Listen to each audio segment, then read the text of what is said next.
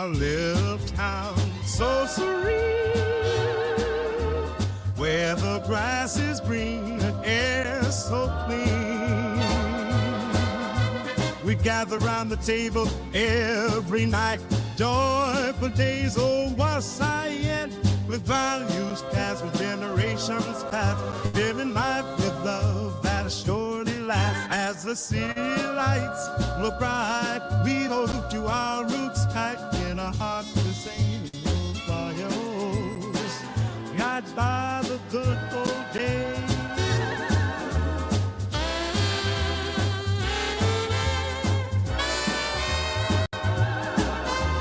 Sharing moments with friends always divine,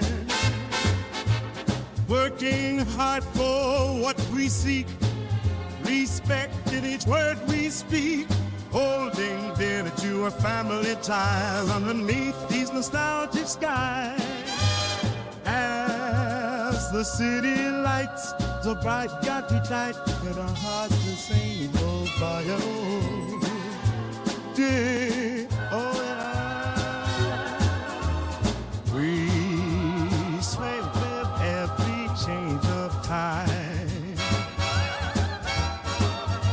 but in our hearts old love and soul that made baby in our heart, getting like a thought ain't not in this fast-paced world we can fight.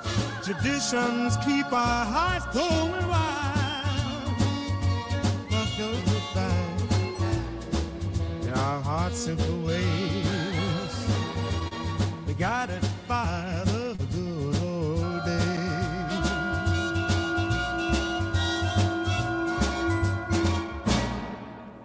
We stand firm in our belief, hold tight. Through the times clearer we can see, crazy world spinning round. Stay grounded. In our hearts simple truths of creed, whisper of freedom and liberty, rings true. Our foundation strong and deep, holding on to what we know, while the rest of the world lets go.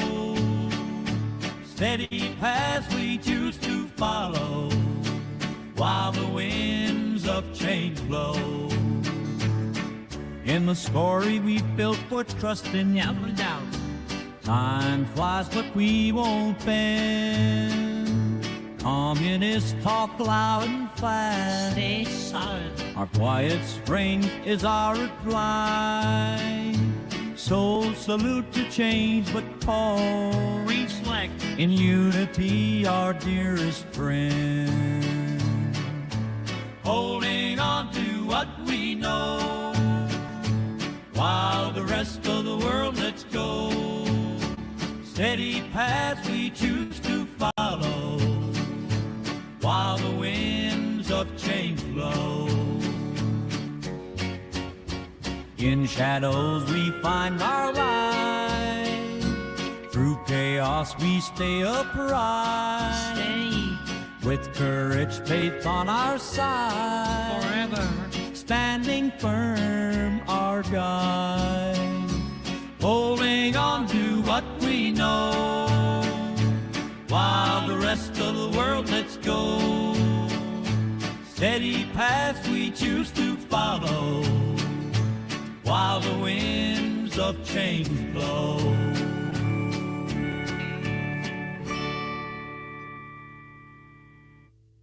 Times are changing, feel the buzzing, staying true when they're fussing. Keep the flag a-flying through stormy nights,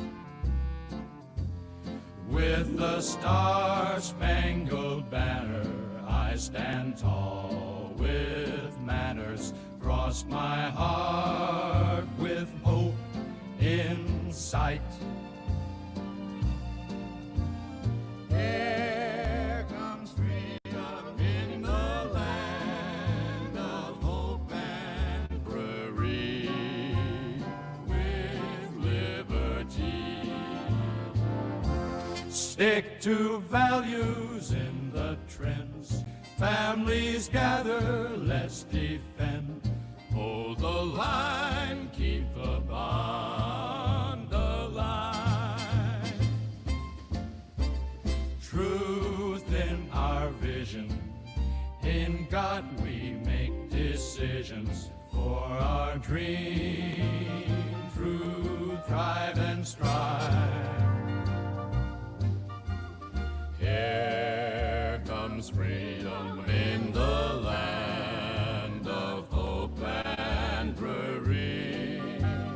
With liberty,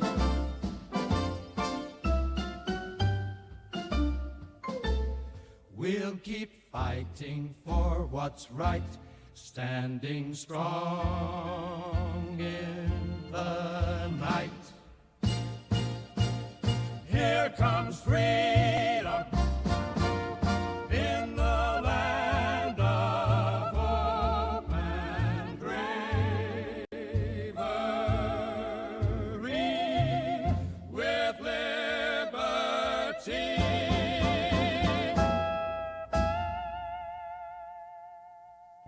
I thought the world would turn slower, not as fast as it does. Conservative hearts were steady, sure and just because. A simpler time of values, when right was what it was. It seems like those days vanished with just a fleeting pause. Right-wing dreams of yesterday, steady in the fray, keeping timeless traditions, leading all the way.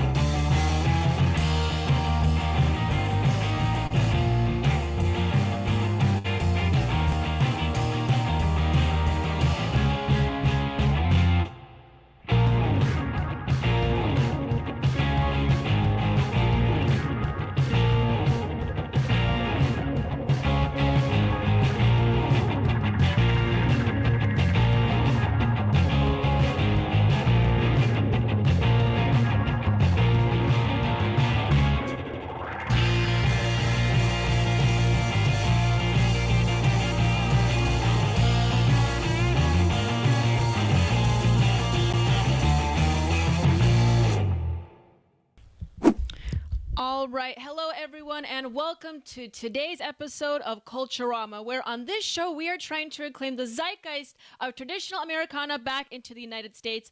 Thank you for joining, everyone. On this show, what we like to do is to discuss cultural and political topics where we could hopefully revitalize a once traditional culture here in the Western world and for the rest of the United States, one that we can combat postmodernism infecting all major institutions here in our country, whether that be academia or federal institutions. We are here to combat that. So thank you, everyone that is joining me today in the chat. I already see that the chat is active yet again, so that is very wonderful to see. Well, we have a jam-packed episode today. A lot of topics to cover concerning USAID, or like some people call it USAID, I suppose, or that is the United States Agency of International Development. And I've talked a little bit about that on my last stream on Tuesday, but more information has come out related to that, namely that maybe not directly, but USAID has funded media organizations domestically here in the United States. Now, there's a lot of question about whether or not how USAID has directly funded it or whether it's just staffers working within the organization. What I can tell you is that money, our taxpayer our taxpayer dollars is funding Politico, and it is also funding other major media organizations, which I will cover on this show today, as well as many other developments. And we have a wonderful guest on today. Independent citizen journalist Sarah Stock will also be joining us here today at an hour into the show from now at 6 p.m. my time. It'll be a different time, perhaps 8 p.m. Central, I believe, is the correct time. So stick around for that. That will be really exciting. I want to thank everyone for joining the stream so far. And I do, as usual, I always say hello to all of my guests here in the chat. So let me take a look at who is joining us. We already have amazing viewership on Rumble. I don't know if this stream is streaming on Twitter. Unfortunately, the For Liberty Network was hacked this morning. So, yes, very bad news. I do not know if I'm streaming on Twitter, but I have posted the link on Twitter. So if anyone is on Twitter, share the link through my account, and that way it will share the stream. Anyway, otherwise, please like this stream. You can obviously support Culturama in a variety of ways by just liking and sharing the link. If you're on YouTube, same situation, same deal. But you know what? Sending a Rumble rant doesn't hurt either. So, but thank you everyone that has joined. All right, who do we have here in the chat today? I saw Aaron James 001. Hello, it's great to see you, Aaron James. We have Steelbringer. Hello, Steelbringer. We have Row House. Wonderful to see you in today, Row House. And Grizz Cheese, of course. Very great. Good to see you, Grizz Cheese. Entropy Nomad. Wonderful. Nicholas White 77. Hello, Nicholas. Very good to see you. I believe that is a newer name. If not, it's good to see you for the first time in a while. And of course, Bucks Nasty.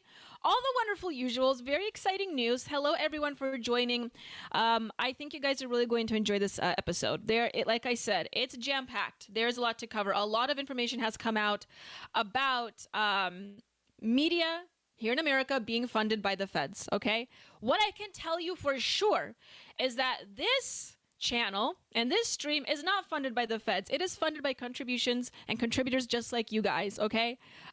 All independent. So, it's a bit challenging to have, to make your own independent stream, of course. This is why I am so thankful to be part of a network like the For Liberty Network, where we are, doing it on our own, and we don't take foreign money, we don't take Fed money, we don't take dirty money, but we are an honest network, and this stream is an honest stream. So whatever opinions that you guys hear from me come from me alone, okay? I'm not getting any Russian money, I'm not getting any Chinese money, no Pakistani money, okay? I'm not going to be sharing. I'm not compromised in any way whatsoever. Everything you're getting, all the opinions that I'm sharing on this show is coming from me and me alone.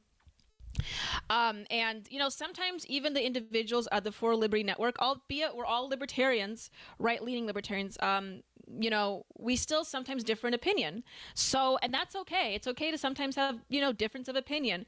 That's what contributes towards positively impacting and securing the zeitgeist. So, Mr. Pig is also in the chat. Hello, Mr. Pig. Okay, anyways, very good to see the chat. And it looks like, oh my goodness, we already have Bucks Nasty coming in hot with $20. Bucks Nasty, wonderful, thank you so much. He sent in $20 whole saying, take my money, Bucks Nasty, I gladly will. Thank you so much for that wonderful donation. It is very appreciated. And like I said, goes towards the stream and goes a long way in supporting the stream. Anyways, thank you so much, Bucks Nasty. That's very generous of you. $20, great amount. Thank you. Anyways, I wanted to just jump in to the news stories that I have lined up for you guys. But first, before I do that, I don't know if you guys heard about the really bad news having to do with old Mitch.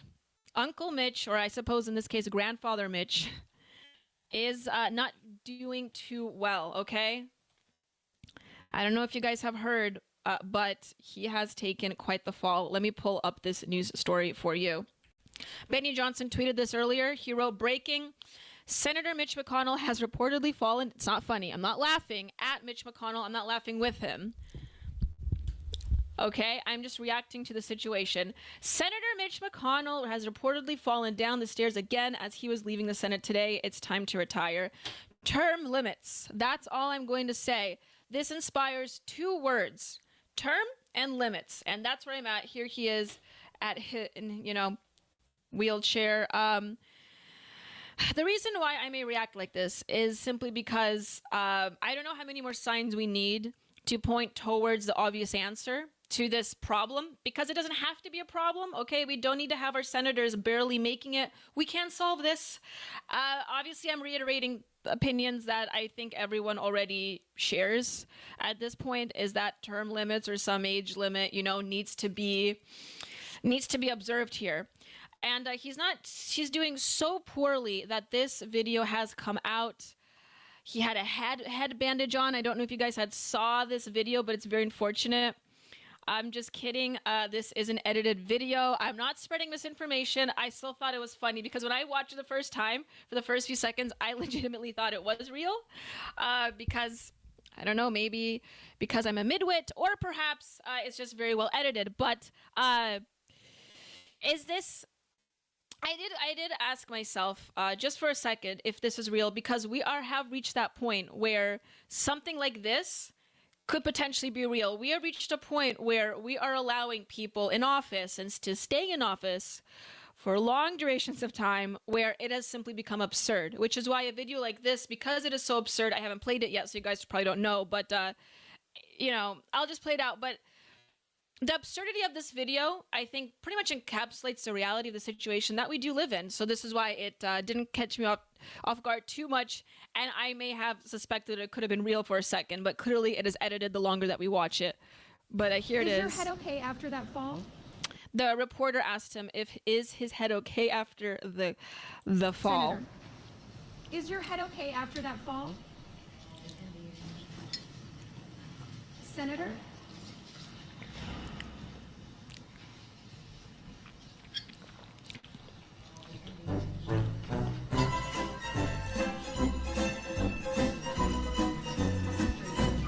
Senator, is your head okay after that fall? Term limits, everybody. Anyways,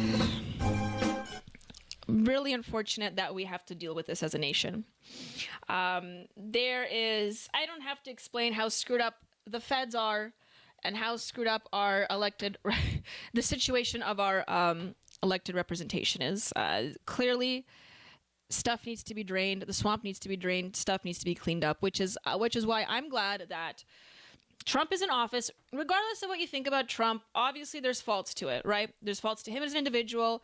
There's faults to his campaign, and I'm not going to say that he's perfect. I'm not going to say that. But what I am going to say is that changes have been needing to be done. I've said this all before in my stream, and by golly, they are being done. As soon as he's gotten to office, promises were made, promises were kept. And, some things I'm not too happy with what Trump has done as of recently, but most of it I am. And one of those was setting up the Department of Government Efficiency to analyze what is happening with our money. And thank God for that, because for the first time in a long time, just in the mainstream conversation and discourse, your average American can actually, because they are tuning into the news, because you have such high profile figures like Elon Musk being involved and naming an agency after DOGE of all things, but he has mainstreamed it, and we can actually talk about the numbers and talk about where our money actually is going. We're not going to rely on talking points of the right wing anymore, conservatism anymore, where it says, just the generic talking point where we all say, taxes are a waste it's a waste. Our money is not being utilized effectively by the government. It's all bad. Those basic talking points. We can actually now finally specifically look at the numbers, analyze them, see where our money's going, and this is why USAID or USAID, again, I say USAID, I think it sounds better, but why USAID has been in the news for these last few days is because truly, as I've talked about last stream, and I'll talk about more this stream, maybe I'll bring up maybe I'll bring up more articles detailing this again, but the programs that we are funding overseas is abysmal. Last stream, I have talked about how USAID is funding programs, for instance, to fund drag shows in various countries like Colombia and Peru, countries in South America. Anti-HIV programs in countries of Africa, which we'll talk about on this stream today. LGBTQIA plus NGOs and campaigns in Serbia and parts of Europe.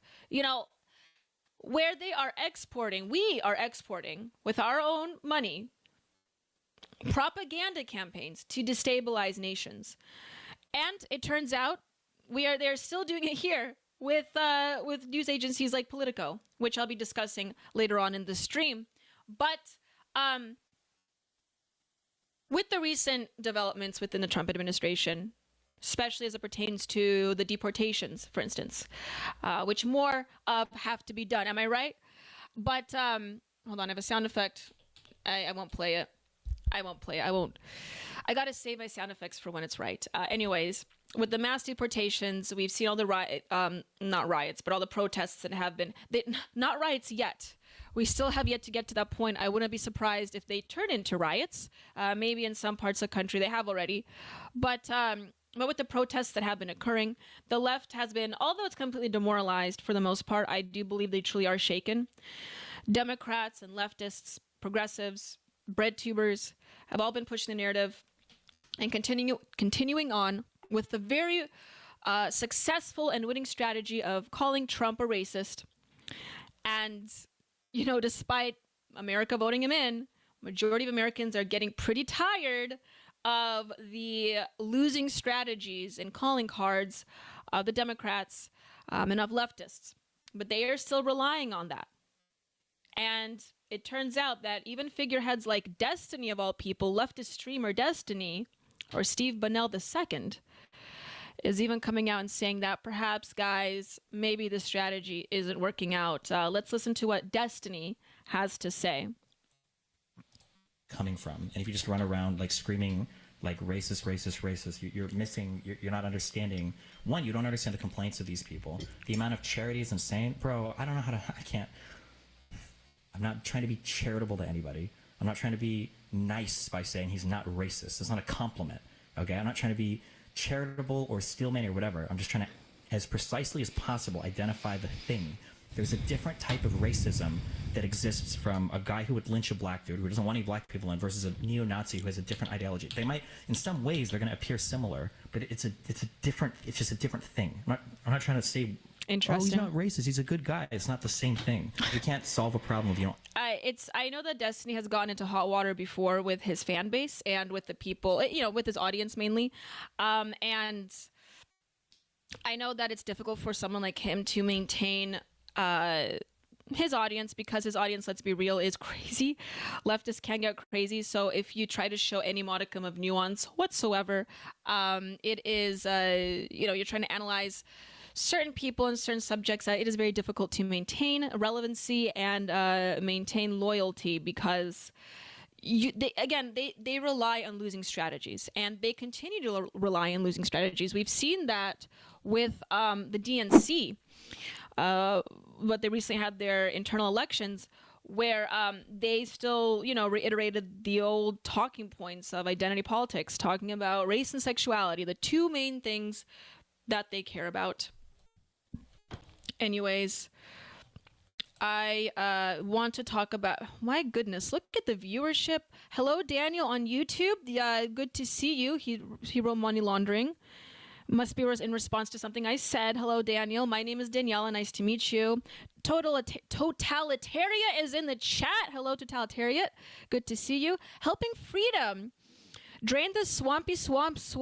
Trump is perfect. I'll say it. Good to join us, Helping Freedom. Very good to meet you. You are a new name on Rumble, so that is awesome. Alrighty. So anyway, JJ, hello JJ. I see you in the chat. Wonderful to see all the usuals and more. I will be right back, you guys. I do want to pull up the news stories about the USAID situation. I just want to jump right into it because we don't have a lot of time today. It is a Thursday. And for those that don't know, on Thursdays, I have to cut the stream exactly at 2 hours because we have the Liberty Tonight show streaming right after me on Rumble as part of the 4 Liberty Network. So I got to keep it short. I gotta be a good girl and keep it short. But if you watch me on Tuesdays and on Saturdays, if I'm streaming on that day, that is a time to watch me. I will go overtime sometimes in streaming, given that I have it in me to continue. But I usually do. So anyways, I'm going to be pulling up the next few stories on USAID. I'll be right back, everyone. I'm going to be pulling up your favorite commercial right here.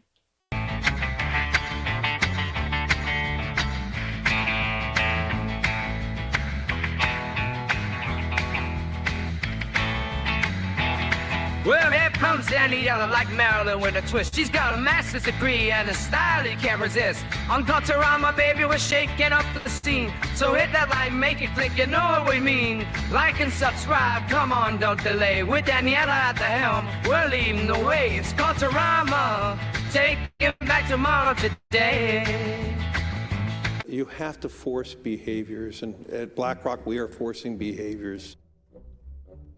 Mao ordered his citizens to throw off the 4 olds. Old thinking, old culture, old customs, and old habits. So, your whole life went in the garbage overnight, no biggie. And those who resisted were attacked by an army of purifiers called the Red Guard, who went around the country putting dunce caps on people. Yeah. Who didn't take to being a new kind of mortal being. If you don't force behaviors, whether it's gender or race or just any way you want to say the composition of your team, you're going to be impacted. Well, things haven't been so sweet for Ben & Jerry's after the company posted an anti-American tweet, a few of them, on the 4th of July. The ice cream makers declared the United States was founded on stolen indigenous land. Well, someone should tell Target that because they're now selling swimsuits with tuckums in the women's section of the store. And they even have a line just for kids. Yeah, we're going to reach out to Ben & Jerry's and ask them how they can live with themselves as they operate a multi-billion-dollar company on stolen land while declaring other people give up their so-called stolen land. This is the child section. This is literally the kids section. I'm next to a literal onesie that says whatever the hell that means. We have glad you came out, and I'm so happy that you're queer. In the kids section. Are you kidding me? I'm sorry, but pride and toddler don't belong in the same sentence. Good news! Starbucks will offer its workers reimbursement of travel expenses related to accessing abortion and gender-affirming procedures. Kyle Rittenhouse was seen wearing a Black Rifle Coffee Company shirt, and they wanted to distance themselves from that individual. Key employees at the company also were donating to Democrats. Hafer doubled down on throwing many in his base under the bus, describing them as racist and a repugnant group of people.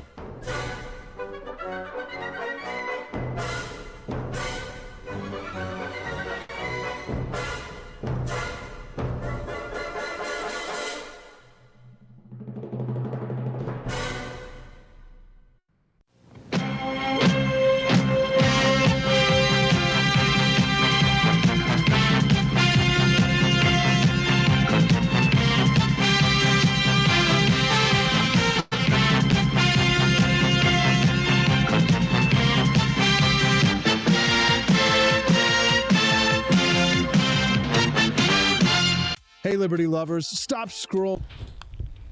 Okay, we are back, and I did see we got another donation. So before I proceed forward, I need to respond to this.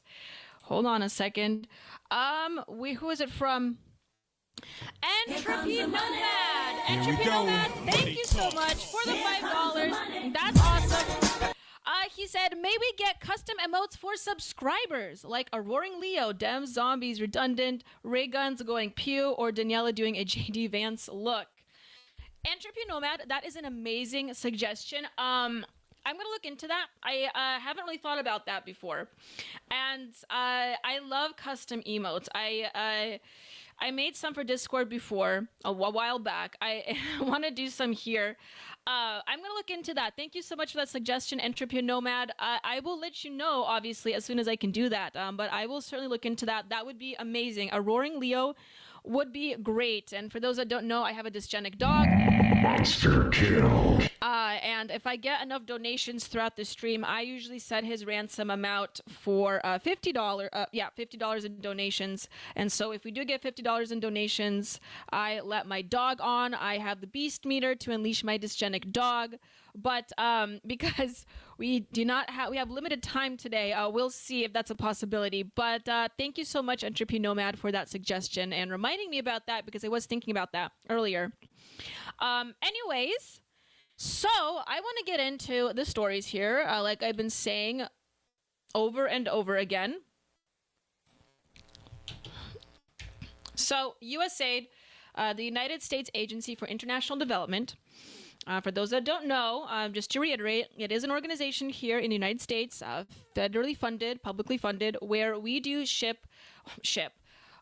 ship our money out to various programs in developing nations. And the idea is to promote or to give out humanitarian aid in developing peripheral nations throughout the world, to, help with aid in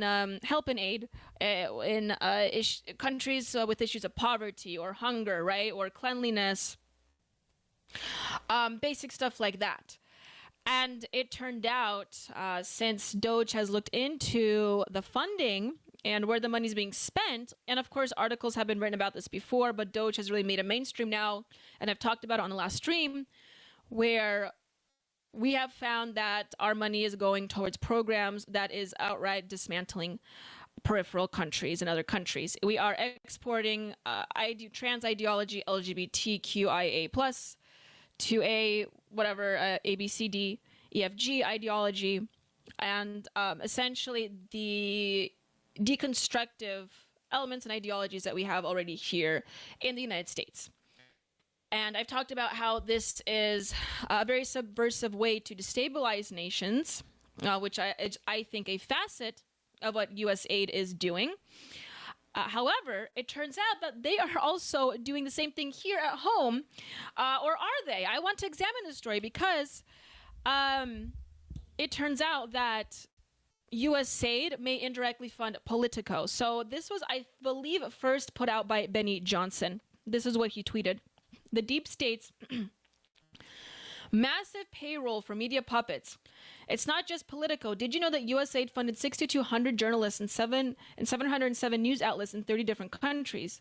But anyway, he talks about Politico here specifically. 34.3 million from various government agencies after laundering the Biden campaign laptop disinformation. New York Times, 50 million from various government sources, including a staggering 26.9 million for the Health and Human Services. Why? AP, Associated Press, 19.5 million in government contracts and over 600,000 in grants from the Department of State, with funding spikes in election years of 2020 and 2024. Reuters, 9 million from the Department of Defense for, quote, active social engineering defense and large-scale social deception, unquote. What? The BBC. The BBC steals 3.3 million from U.S. taxpayers and received an eye-popping 20 million from Bill Gates. Excuse me, what? There are dozens of other examples. So, as you can see here, very questionable behavior from our big media outlets, especially here in the country. Very questionable about why our taxpayer dollars are going towards these media campaigns. I also found from the Dispatch. Now, I did find this article, and I did want to read it. Obviously, it's saying this is, and I've been seeing every mainstream articles being pushed out by CNN and so forth, or the Dispatch here, talking about how this is a far-right conspiracy theory, that USA did not send out anything to anyone. And it's just misinformation. But let's read this article together and see exactly what it says. I think it outlines the issue quite well, but pay attention to the wording, okay? This will be fun. So the Trump administration has frozen billions of dollars in humanitarian assistance as it looks to curb unnecessary federal spending across government. Yes, wonderful. That's what we talked about. That's the beauty of DOGE. At the U.S. Agency for International Development, USAID, the primary U.S. agency responsible for providing humanitarian assistance abroad, that's what they say, hundreds of staff has been placed on administrative leave as the White House considers shutting the agency's operations down entirely. Thank God. We should be America first in our policy. This is what Trump has talked about. This is what a lot of the Republican previous candidates have talked about. This is what Americans have been asking for quite a while now. With USAID and national headlines, a viral post is now claiming that Politico LLC, the company that publishes Politico and several other publications, received substantial funds from the agency. The post, which has been viewed more than 2 million times as of midday Wednesday, yesterday, includes a screenshot showing that Politico LLC received $8.1 million from the agency. In a follow-up post, Becker linked USAID funding freezes to a payroll issue at the company earlier this week. It was said to be a technical error. Right, I'm sure it was. The error of sending U.S. taxpayer money to a biased partisan establishment publication, however, is being fixed. By the way, this whole idea that Politico is completely unbiased is obviously laughable. With the amount of hit pieces they had against Trump in the last few years, I don't think I have to go out saying that they are obviously not unbiased. But I don't think I have to explain that to my audience here today. Okay, anyways, let's continue. The claim is picked up by the right-wing political commentator Benny Johnson, the guy that we've just read here, Benny Johnson, who called the news the biggest scandal in news media history in an ex-post with more than 3 million views at that time. No employee at Politico got paid yesterday, first time ever the company missed a pay period. This is a crisis, he wrote. But, as his article claims, Becker and Johnson's claims are false. The only payments received by Politico LLC from USAID were for 2 subscriptions, okay? Now pay attention. This is what the other side is saying actually happened.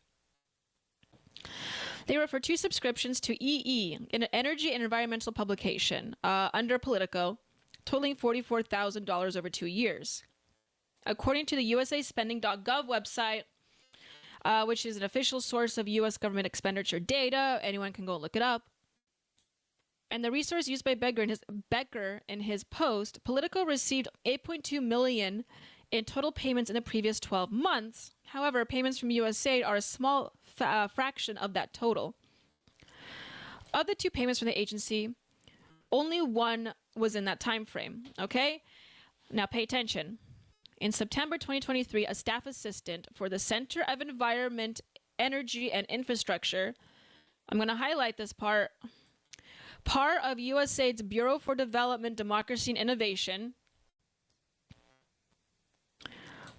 purchased a subscription to E&E for $20,000. According to E&E, prices for its professional subscription packages typically start in the upper 4-figure range and vary based on how many users have access to the subscription.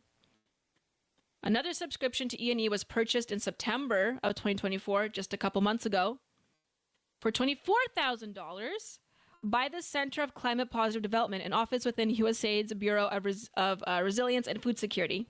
Okay, so according to this article, and according to any other article that I scanned about this topic, they are saying this. It's a far right-wing conspiracy theory. It's a Trumpian conspiracy theory. USAID isn't funding Politico.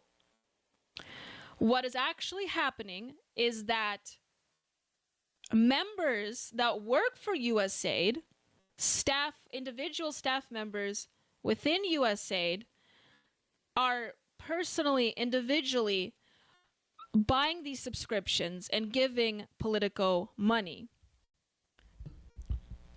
What's the difference? This is just a roundabout way of giving Politico money, and this is why a lot of people are saying that this is a problem. Maybe, federal employees, maybe government employees shouldn't be dishing out up to $20,000 or more dollars per subscription. By the way, extremely expensive. maybe they shouldn't be doing that, and maybe that is a conflict of interest somehow. But you have all of these, again, CNN, The Dispatch, other media, big media, has said that this is just a conspiracy theory. Do they think we're stupid? Do they really think we're stupid? I think yes. And I don't think we are that stupid. Anyway, I don't have to... Well, let's finish reading this article. Because we do have an official statement from the leaders of Politico. Where does it say that?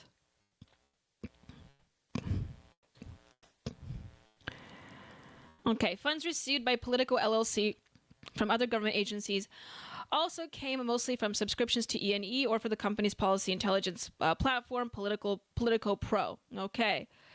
In July 2020, let's see here. I think it's stated in this article. Okay, never mind. Neither Politico nor Johnson returned a request for comment for the Dispatch fact-checked.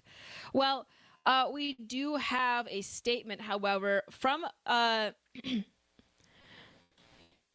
Politico CEO. By the way, excuse me if I butcher this name. Excuse me, Goli Shekholeslami, and editor-in-chief John Harris. We have a very normal name here, and we have one of the wildest names I've ever seen. Saying this may have invoked some kind of spiritual entity just by reading this out loud. But anyway, this was an official notice from the CEO and the editor-in-chief of Politico. This is what they have to say. Let me see if I can zoom in here. Okay. Politico has been a subject of debate on X this week. Some of it has been misinformed, and some of it has been flat out false. Let's get the record straight. Politico is a privately owned company. We have never received any government funding, no subsidies, no grants, no handouts, not one dime ever in 18 years. Yes, this is technically true. It's technically true. This is why, obviously, people who run Politico or these people that are buying these subscriptions aren't stupid. They understand that. They understand how it looks if they directly give out, like, taxpayer money to them. Once it's found out, once it's on record. But we have individuals and staff members already working for USAID, getting information that would directly benefit USAID. So, and buying it from them. Millions of people around the world read our journalism on Politico.com, Politico.eu in the newsletters. It is supported by advertising and sponsorships. Okay. Yes, sponsorships. Political Pro is different. It is a professional subscription service used by companies, organizations, and yes, some government agencies. They really do think we're stupid. They subscribe because it makes them better at their jobs. Of course, helping them track policy, legislation, and regulations in real time with news, intelligence, and a suite of data products. At its core, Politico Pro is about transparency and accountability. Accountability? Shining a light on the work of the agencies, regulators, and policymakers throughout the vast federal government. Businesses and entities within the government find it useful as they navigate the chaotic regulatory and legislative landscape. It's really that simple. Okay. Government agencies that subscribed do so through standard public procurement processes. Just like any other tool, they buy the work smarter and be more efficient. This is not funding. It is a transaction. Just as the government buys research, equipment, software, and industry reports, some online voices are deliberately spreading falsehoods. Let's be clear of one thing. Politico has no financial dependence on the government and no hidden agenda. Guys, we don't have a hidden agenda. If anyone would tell you who doesn't have a hidden agenda, it's the people that really don't have a hidden agenda. We would never tell you would have a hidden agenda. A liar would never tell you that they're lying. We cover politics and policy. That's our job. We are so proud of our journalists and so proud of the connection we have with you and our readers. Okay, so again, they clearly think we are stupid. This is the press secretary's comments on this. Let's listen. Of the funding from USAID to media outlets, including Politico, who I know has a seat in this room. And I can confirm that the more than $8 million taxpayer dollars that have gone to essentially subsidizing subscriptions to Politico on the American taxpayers' dime will no longer be happening. The DOGE team is working on canceling those payments now.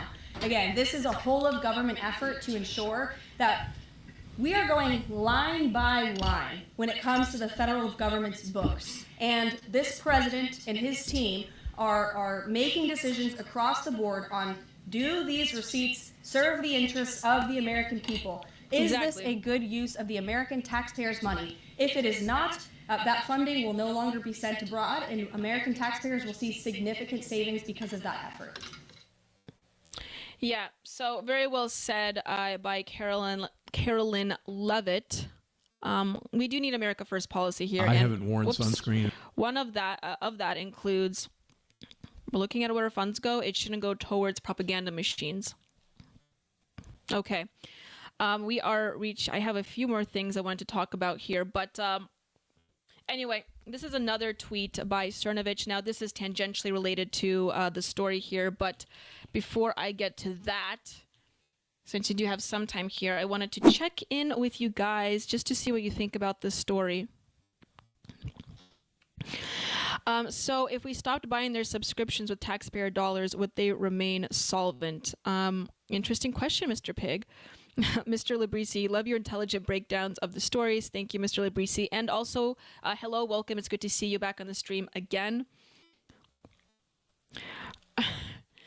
Totalitarian. Ain't no way this woman is unironically named Shekel Salami. Yeah, is it a woman? Is Gali a woman? Let me you know what? I didn't actually check. Very good question. Politico CEO. It is a woman. I assumed it was a man. Okay, Gali, yes. Hold on a second. Gali Sheikholeslami is the name of the Politico CEO. So, like I said, reading that out loud may have gotten a few demons out. Quite the name. Very unusual. Very, very, it attracts attention. Steelbringer said, I cannot wait for the Fed propaganda network to break down. We're all excited, Steelbringer. It's about time that this happens. It's about time that something happens. Because for a long time, and this is why a lot of our elected officials are freaking out, mostly Democrats, but on both sides, a little bit on the other side too, they're freaking out because their access and maintenance of control is breaking down. Americans, because like I said, these topics are being mainstreamed, a lot of Americans are getting accustomed to these news. They're becoming aware of it, and that is something that they are terrified of. These people do not want you to know anything. They want you dumb and stupid, and this is why so much of these articles and these mainstream articles that are coming out about this situation are literally lying outright to your face. Because, they're saying that no feds have given our money towards these projects, right? And at the same time, they turn around and they say that people that work for the federal government have given money towards these projects. Are they technically correct? Are they legally correct? The best kind of correct? Yes.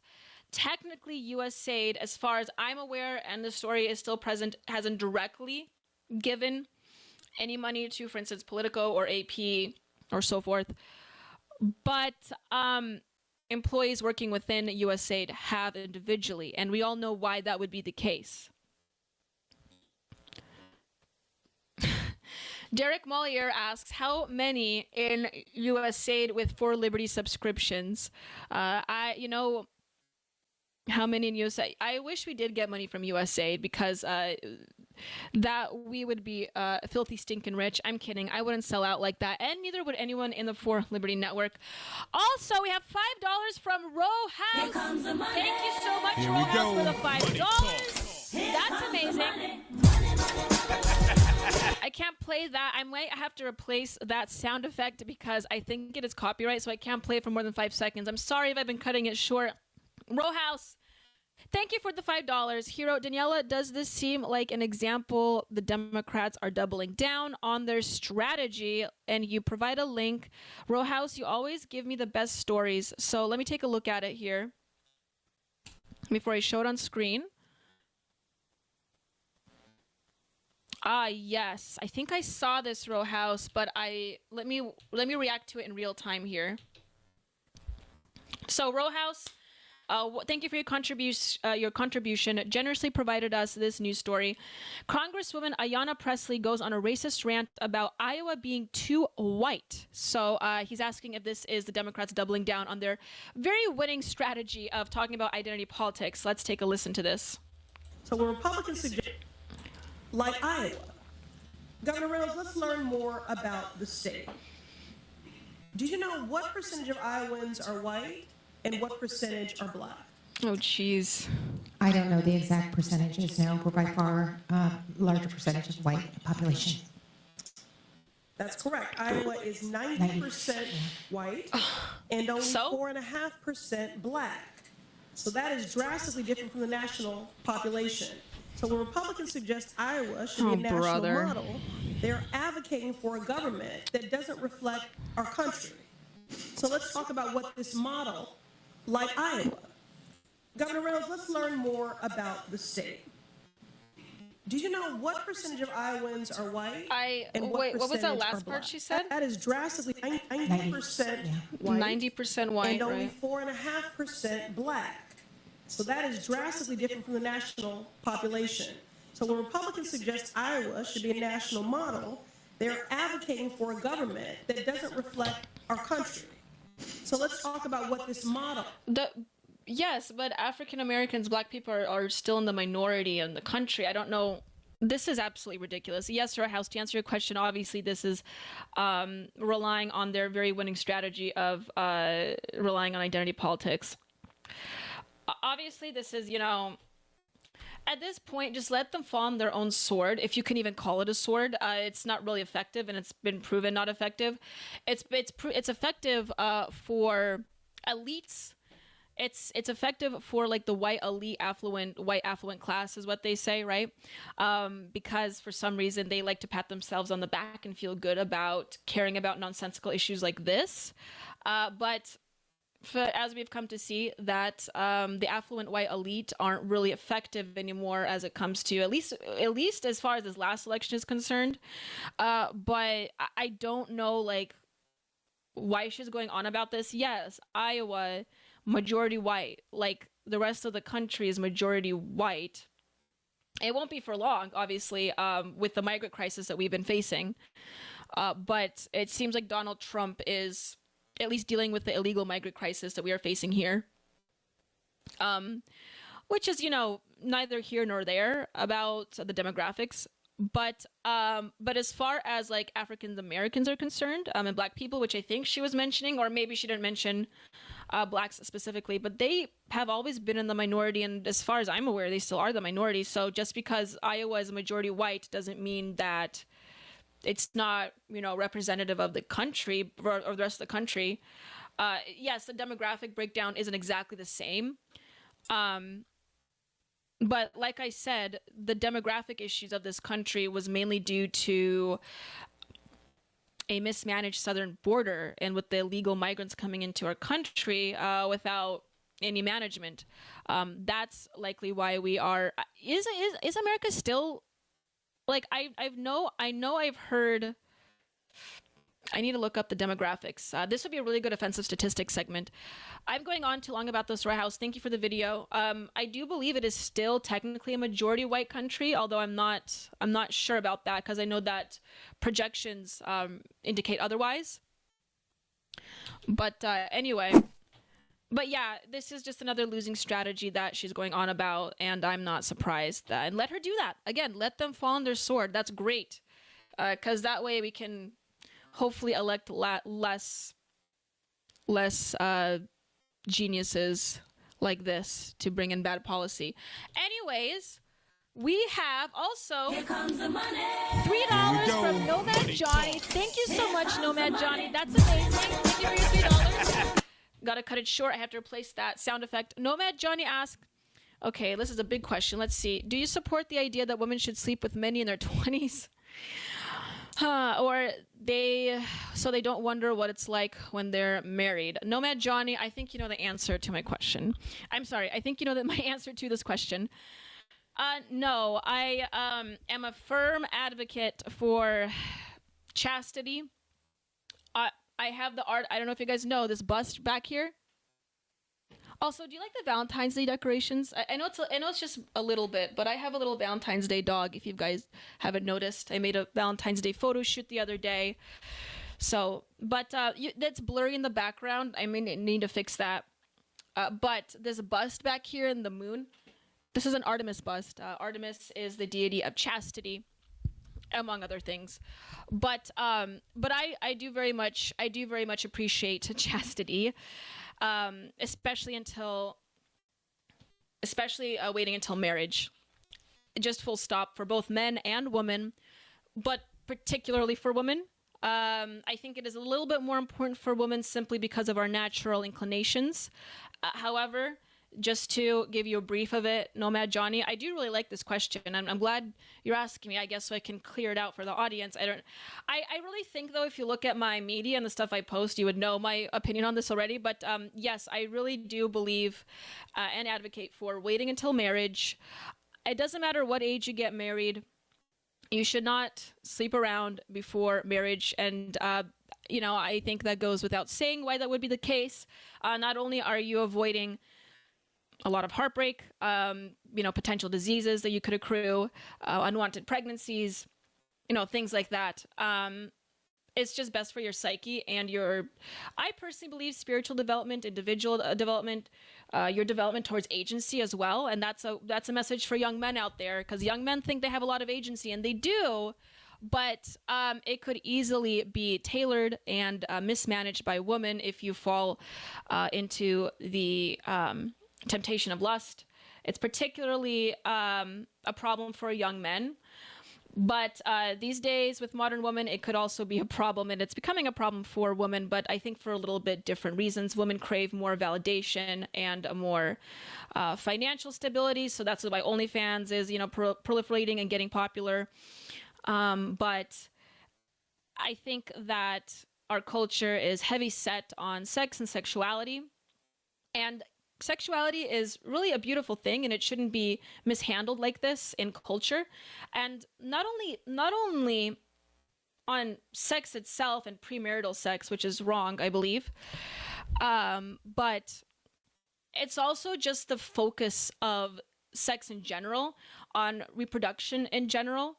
And I don't mean like natalism or anything like that. I mean like back in the good old days, okay? And this is going to be a little bit esoteric right now, but back in the good old days, the era that this show is trying to emulate, topic of sex, topics of reproduction, topics of feminine hygiene, even though it's important to discuss in medical terms, it's important to discuss in certain settings, it hasn't been politicized as much as it is today. And it is being heavily politicized today. You see TikTokers, female TikTokers, talk about stuff like, feminine hygiene, for instance, all the time, female sexuality, the benefits of female sexuality, reproduction, all the time, where it's come to the point where it's like, I don't think that stuff is approached with enough gravity that it requires, and that kind of dilutes the importance of it. Whether, we're talking about it medically, or whether we're talking about its necessity. But for the most part, I think that as a society, we completely treat sex and sexuality just frankly grossly. And a large part of that is the promotion of premarital sex. I may sound like a prude, and maybe I do, but I also think that what I'm saying is completely true. And I can't back away from that, you guys. I think it's true. Hyperion Canto says, I live in Maine, it's 97% white. Hyperion Cantos, Maine is the whitest state in the United States. So I'm not surprised it's 97% white. Rowhouse, you wrote, we are barely a majority now, whites are, but barely over 50%. Okay. Thank you. I was going to look that up, but I got distracted with Nomad Johnny's very interesting question. Alrighty. Okay. Guys, it is 5 minutes before 6. I do have an interview to have with you. Oh my goodness, wait a second. We have $2 by Nomad Johnny. Thank you again, Nomad Johnny. I have to cut that short. It is copyright. I will change it. Nomad Johnny, thank you so much again for that donation. $2. He wrote, do you think hearing loud music from foreign countries in the USA is a symptom of losing our culture or a reasonable result of multiculturalism? Interesting question. So do I think hearing loud music from foreign countries in the USA is a symptom of us losing our culture or a reasonable result of multiculturalism? I think I know what you mean. Are you asking like the proliferation of certain genres of music in our culture that hasn't once been part of our culture? If that is your question, loud music. Yeah, I mean, hold on. What about Gangnam Style? Ask Mr. Pig. Nomad Johnny, I do think that obviously as a natural result of multiculturalism and the promotion of multiculturalism, what you will find is that you will have like a conflation between the cultures naturally, and you will find a proliferation and also the glamorization in some ways, you could say, as a society, because we do glamorize multiculturalism in America for various reasons. But it is a glamorization and a proliferation of, like, for instance, what you ask, music from different foreign cultures. And your question about whether it is losing our culture or a reasonable result of multiculturalism, I think it kind of goes hand in hand. I don't think it's an either or situation. I easily see like losing our culture goes hand in hand as a result of multiculturalism. I mean, obviously when you put in when you have multifarious cultures in a country, even though we like to say, or people like to say, that we're a salad of various cultures here in the United States, what happens is when you have too many of different things, they will conflate and they will sort of homogenize in a weird way, and you kind of do lose the beauty and the intricacies of other various certain cultures. And this is, I think, one of the main issues of multiculturalism, is that there's no distinctness anymore. And I don't think that it's a bad thing to retain the distinctiveness of each culture. I love different cultures. I love learning about different cultures all over the world. I've always liked learning about different cultures. And although I talk about Western culture a lot on this show, I only talk about that because I think it is unique to the United States and the founding of America. But personally, I think all cultures are, valid in their own way, and they're very interesting. So I have no issues with various cultures, but we also have to be aware and just be realistic about the fact that different cultures, they have their own value sets, they have their own belief systems, and they have their own way of doing things. So, if you import a culture that's drastically different from another and expect them to reasonably mesh together or get along is just really unrealistic. And sometimes what you'll get a result of that is people not really appreciating elements of the imported culture that is distinctly different. Or sometimes it is artificially glamorized, which is what we are seeing, I think, right now in the United States. Mr. Labrici wrote, your take on chastity is just factually correct. Exactly. Rowhouse, yes, Sarah's talk is on soon. I am getting ahead of myself. Let me bring her in. I'm going to, give me a second. I'm sorry, guys. I have to play the extra long commercial just because it's longer and it saves me more time. So I'm going to have to play that commercial again, but I'm going to be bringing her on. So stay tuned, everyone. And I'm going to be bringing on Sarah Stock, independent citizen journalist. I will be right back.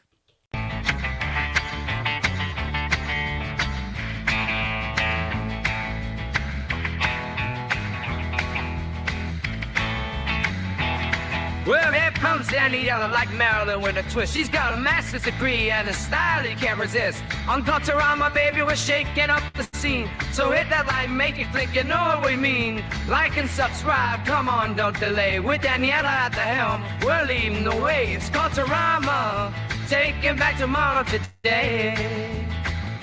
You have to force behaviors, and at BlackRock, we are forcing behaviors.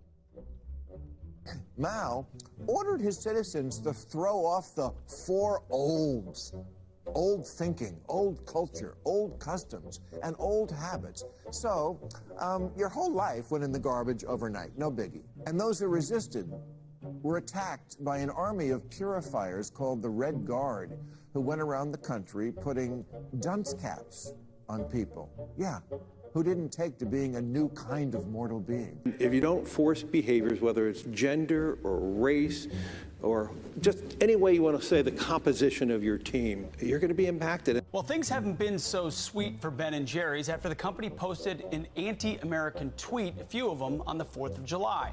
The ice cream makers declared the United States was founded on stolen indigenous land. Well, someone should tell Target that, because they're now selling swimsuits with tuckums in the women's section of the store. And they even have a line just for kids. Yeah, we're going to reach out to Ben & Jerry's and ask them how they can live with themselves as they operate a multi-billion-dollar company on stolen land while declaring other people give up their so-called stolen land. This is the child section. This is literally the kids section. I'm next to a literal onesie that says whatever the hell that means. We have glad you came out, and I'm so happy that you're queer. In the kids section. Are you kidding me? I'm sorry, but pride and toddler don't belong in the same sentence. Good news! Starbucks will offer its workers reimbursement of travel expenses related to accessing abortion and gender-affirming procedures. Kyle Rittenhouse was seen wearing a Black Rifle Coffee Company shirt, and they wanted to distance themselves from that individual. Key employees at the company also were donating to Democrats. Hafer doubled down on throwing many in his base under the bus, describing them as racist and a repugnant group of people.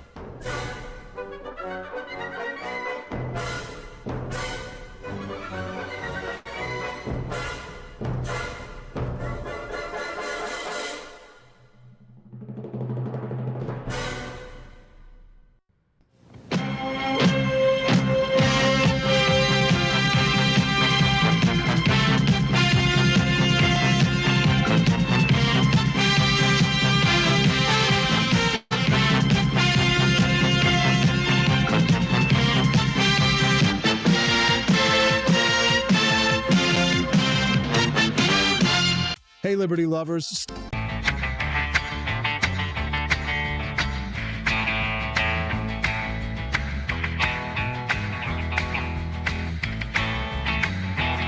Well, here comes Daniela like Marilyn with a twist. She's got a master's degree and a style you can't resist. On Culturama.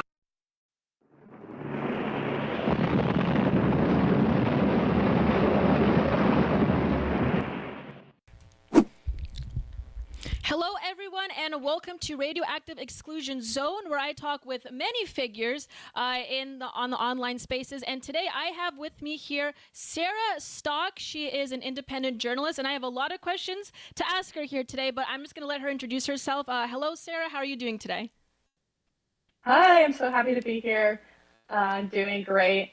Yeah, I've been working as an independent journalist for a while now. I was with Rebel News for over 2.5 years, but now I'm kind of moving on to different things. I'll be doing some work with Elijah Schaefer's Slightly Offensive group, with another group called Vigilant News, and I'm starting to write for the Gateway Pundit. That's amazing. And how old are you, Sarah, if you don't mind me asking? I'm 21. That's great. I mean, so you're pretty plugged in such a young age. I mean, that's amazing. Since you have experience in working in right-wing media with Rebel News and so forth, that's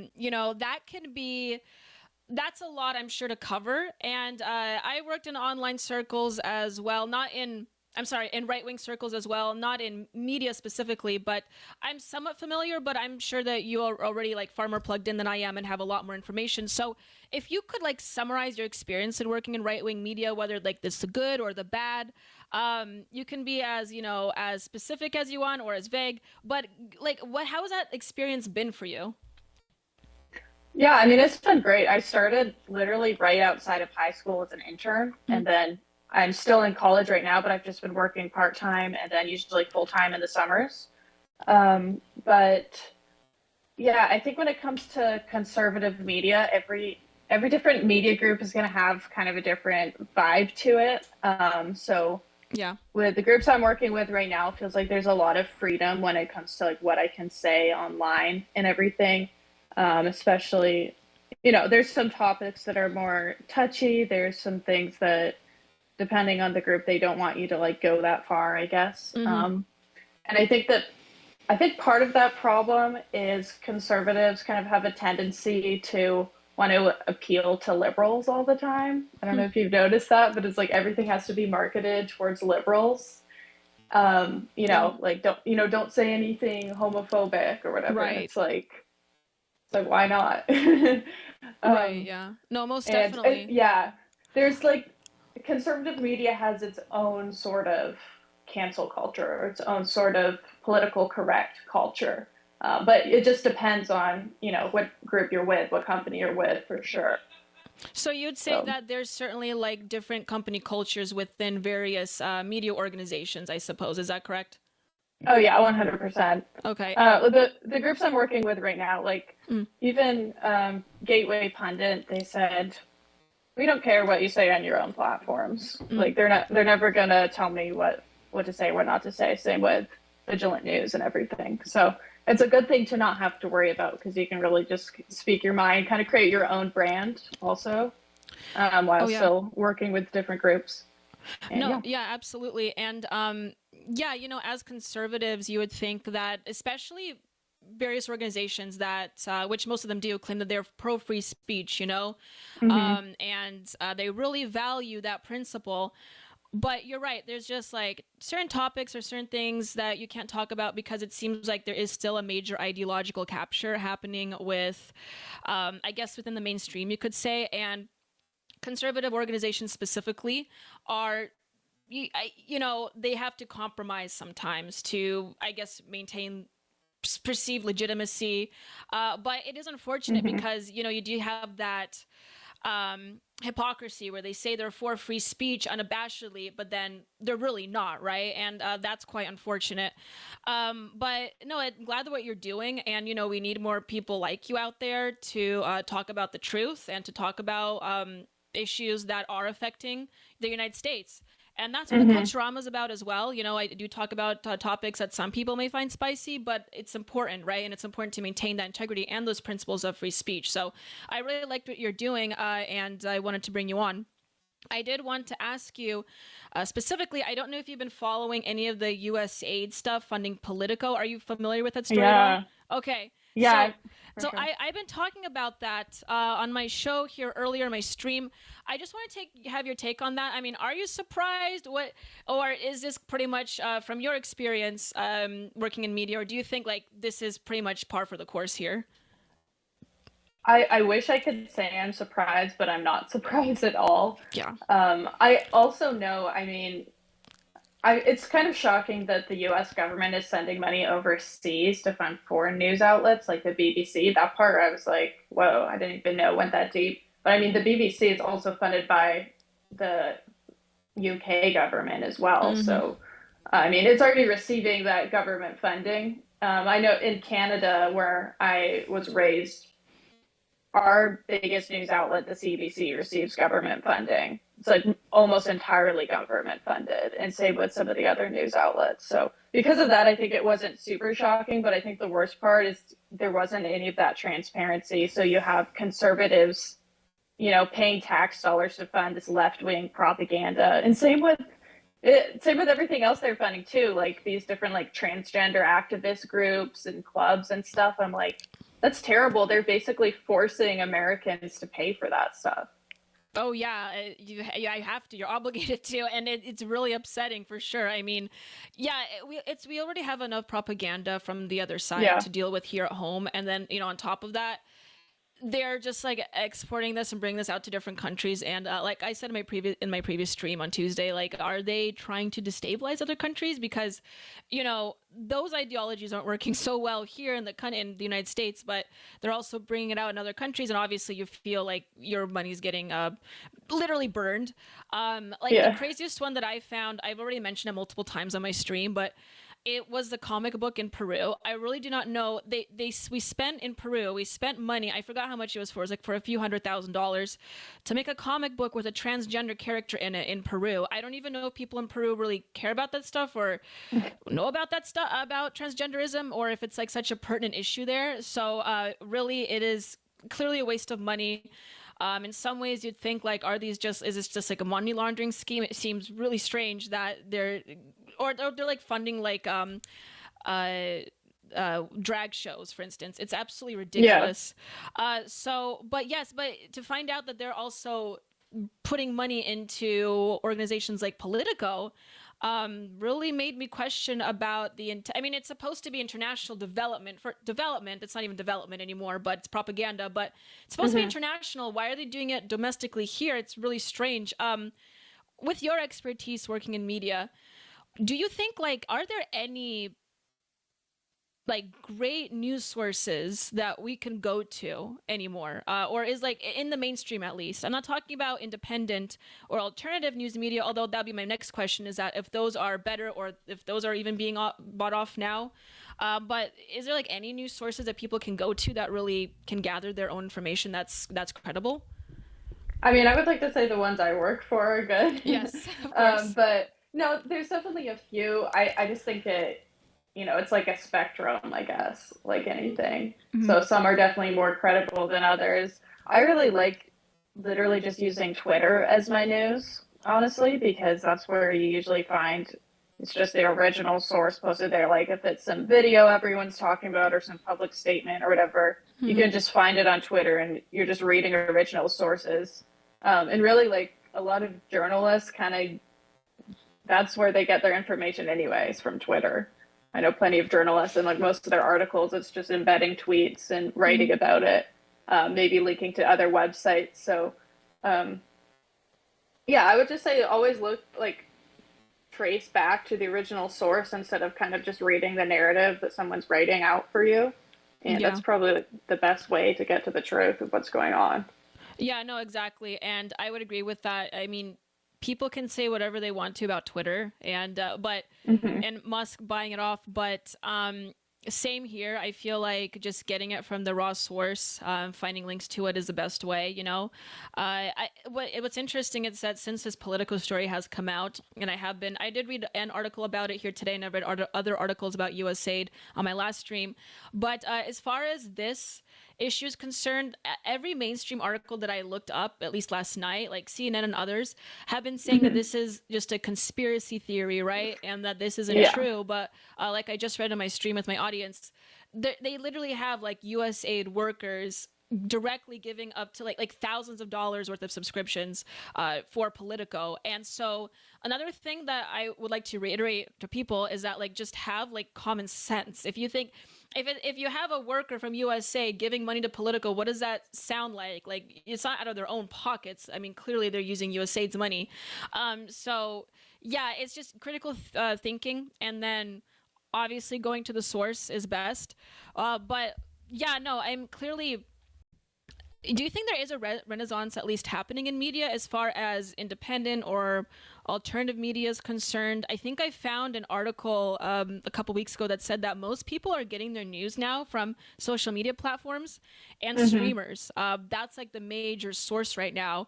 Do you think there is a renaissance at least as far as media is concerned, or do you still think we have a long way to go? Oh, for sure. Everything's moving to independent media. I think the mainstream's still good for certain things like press releases that are only given to certain media outlets. But besides that, most people just go to independent media, social media, even me most of the time. Like I said, I get my news from Twitter most of the time. But no, that's even showed with these big media organizations are laying people off. Like they're having to downsize because they're not making enough money. So 100%, and people are able to, once people found this way to make money in media alone, like through independent donations or subscriptions or whatever, podcasts, there's not really any stopping it. Oh yeah, absolutely. I found that story a few weeks ago. CNN was laying off like a few hundred people, I think, and then Associated Press did, and I think the Washington Post, it was either Washington Post or Bloomberg, they were downsizing quite a bit. So yeah. That was bad news for them, I guess. Great news for us. I think like a big part of it too, at least as far as streaming is concerned, and I can say this personally as well, but I've seen it happen. And I myself have experienced it, where it seems like, especially the younger generations, they really want to feel like they are a part of the developing story. And in a way, like interacting live with the audience interacting live with the streamer or with the story that's being read to them is like a way of, I say, shaping the zeitgeist or shaping the conversation in real time, but they really feel like they're participating in it, right? And or participating with it on social media. That's huge, and that's something that the previous generations didn't have. They literally just had the news just like slop, like read to them, and there's like really no critical thinking involved, no engagement involved, and then and what come to find out, a lot of the news stories that have been put out for the last several generations at this point, you could say, have been outright lies. Not all of it, but a good portion of it. And I think people are extremely disenchanted and waking up to it. So really good news, I feel like, for alternative media and independent media to come out there and actually, strike it while it's hot and change the conversation towards like more independent thinking, because like independent media will also lead towards more independent thinking, which is what I think younger people especially are really concerned about. So that's really good to hear. But for aspiring citizen journalists or independent journalists, what do you recommend? Like, how can they break into the industry? Do you have any suggestions or any recommendations for that? Yeah, I mean, I think original content is really the best way to do it. I feel like it's good, especially if you live near like a city or whatever, where a lot of things are going on. There's always something going on that everyone's talking about. Like we just have all these illegal immigrant protests going on as an example. So if you're able to be the first one who gets down there and take a video on your phone, maybe ask someone a question, or maybe you can just film a video of it. And maybe just like try to keep an eye out for the things that are interesting that people, I don't know, like a sign or something is kind of shocking. Yeah. Just posting it to Twitter with a location on, with the words that the algorithm will pick up if people are looking for that story, it's going to get picked up. Because like I said, a lot of these journalists are just getting their news secondhand from Twitter. Even when I had a really small account, sometimes I would be posting something and I'm just like, what? This news company just picked up my tweet. I have barely any followers. So it's clear they're not really going on the ground themselves as much. So if you can be, especially if you're a young person, you have a lot of free time or something, or you're able to travel, then you can you can blow up pretty quickly, I think, if you're able to commit a lot of time to just covering things in person. Do you use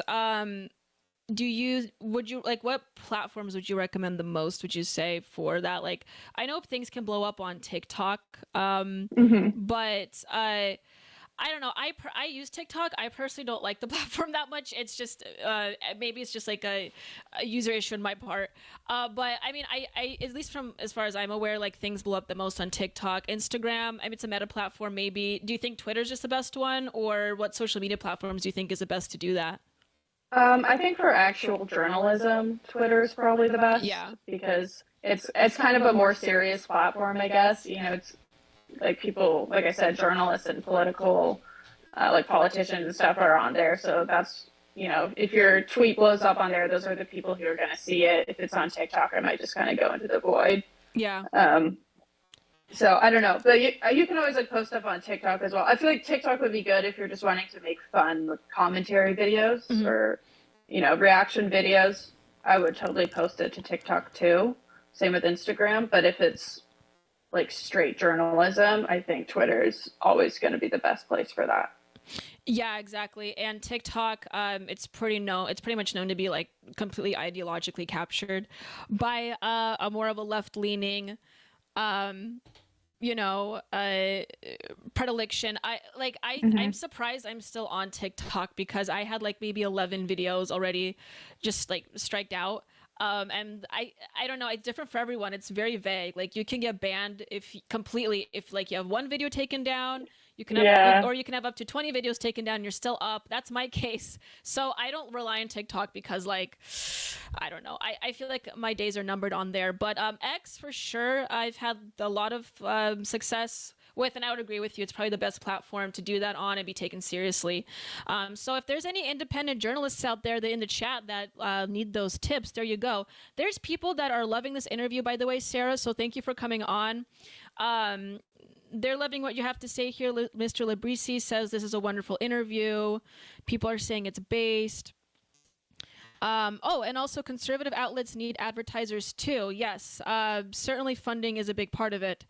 That's the issue though with like, that's what I opened up with this stream on is be careful who you do take your money from, because what you also see with especially political news is that you will have a big figurehead that will say one thing and the next day or in a matter of a couple of weeks, their narrative completely changes. And what that word really means is like, okay, they've gotten probably foreign funding or funding from somewhere else that, does shape the narrative. So that's also something to be aware of when you watch media, even sometimes independent media. It's just something to be completely aware of. All right. Well, Sarah, where can people find you? I know you have an X account, which I will show after this interview. You have an Instagram, is that correct? I will show that as well. Yeah. Is there anywhere else that people can find you? Also, and list off the organizations you'll be working for again, just so people can know. Sure. So my Twitter, Sarah C. Stock. My Instagram, I started it kind of recently, so that's why it's pretty small, but it's just called sarah.stock.politics. And then my TikTok, still kind of small. I don't post on there that often, but I'm going to try to do that a little bit more. It's just called Right Wing Princess. Nice. Okay, I will be pulling those up during the commercial break so they can take a look at that. Are you a writer? Have you ever considered doing Substack? Because that's another platform to get bigger on, but that's more perhaps academic. But I know some like independent journalists go on Substack as well. Yeah, I mean, I'd rather just have my stuff posted on other news sites right now, but yeah. I actually do have a Substack that I've posted a few more school assignments on. Oh, gotcha. But school assignments that are political.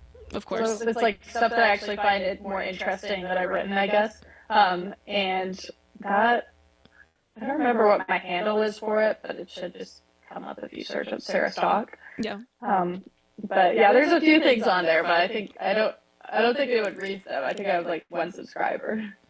Yeah, no problem. You just have to keep plugging away at it. It took me a while to get a little bigger on Substack, but it's a worthy platform, especially if you want to write more. But anyway, thank you so much, Sarah, for joining us. I will be pulling up your media here after the commercial break. Sarah Stock, everyone. And again, what media organizations are you working with right now? Just to reiterate. Yeah, so right now I'm working with Slightly Offensive, Vigilant News, and The Gateway Pundit. Nice. Wonderful. Okay, thank you, everyone. That was Sarah Stock. I will be, like I said, bringing up her socials. I will be going on a brief commercial break, everyone, and then we will be pulling up some more stories that you guys will appreciate. So thank you so much, Sarah, and I hope you have a great rest of your evening. Of course. Thank you so much for having me, Danielle. Of course.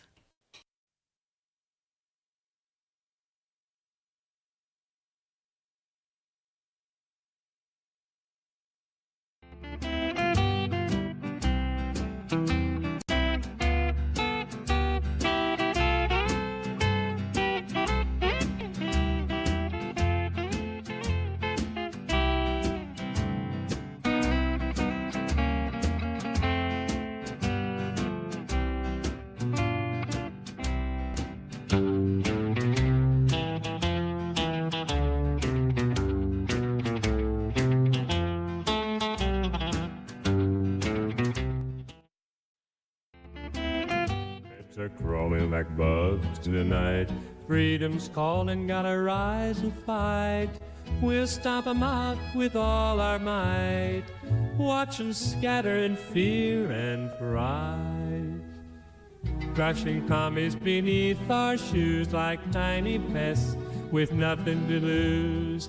Crushing commies, our anthem strong. Stand united where we belong.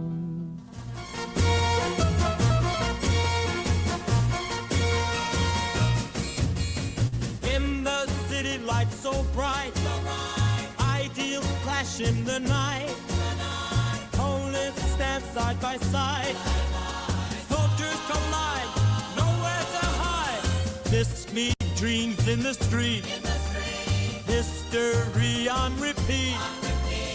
Our world's in a spin. Let the future begin. I'm glowing in the night, shining like a star. In this atomic age, you're brighter by far. Untouchable energy, it's a glowing affair. Ready, ready, I'll take you everywhere. I'm untouchable now, filled with power in the air. Radioactive rhythm, but stands without care. Electric and alive in this atomic embrace. Unstoppable now in this glowing space. Times are changing, feel the buzzing. Staying true when they're fussing. Keep the flag a-flying through stormy nights. With the star-spangled banner, I stand tall with manners. Cross my heart with hope in sight. Here comes freedom in the land of hope and glory, with liberty. Stick to values in the trends. Families gather, let's defend. Hold the line, keep the bond alive. Truth in our vision. In God we make decisions for our dream. True, thrive and strive. Here comes freedom in the land of hope and glory, with liberty.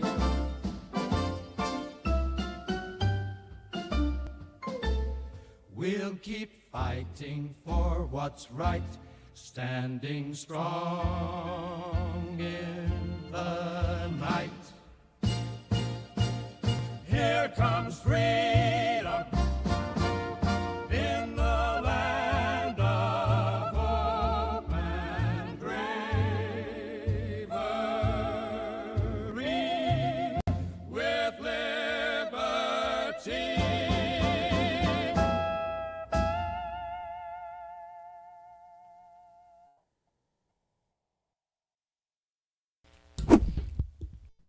Okay, we are back. What a wonderful interview that was. Wasn't it, you guys? Hold on, let me check. Let me fix my microphone because it's about to break off. Okay, I just won't touch that then. Okay. All right. It's a live show, everyone. Yes, I said, I see the donations in the chat. Let me quickly pull up Sarah Stock's information here. And then we can proceed with the rest of the stream before the Liberty Tonight show comes on. Where is it? That's her. Okay. Alrighty.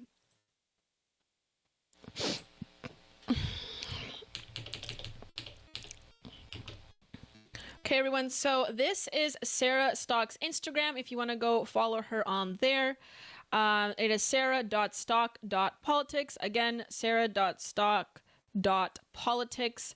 Her Instagram is right here. And then for her Twitter, which has more of a following, Sarah Stock, you can find her at just Sarah Stock on Twitter. So there you go. Go and follow her. Go and share her news stories. She retweeted the Culturama Tonight Show, and yeah, really good stuff there. So that's where you guys can go and follow her. Once again, that's at Sarah Stock on Twitter. She posts really interesting conversation starters and other news on there. Okay. Alrighty. I see on the chat, by the way, Here comes the money. we have a donation. Here comes the money. Okay. Nomad Johnny, you're really outdoing yourself, Nomad Johnny. Thank you so much for these wonderful questions. Let's see. Sorry, I see that these were posted 12 minutes ago. I was in the middle of the interview. I hope you can forgive me if you're still around, but I'm going to be answering these soon. Really hope my microphone doesn't fall on live stream. Okay. All right.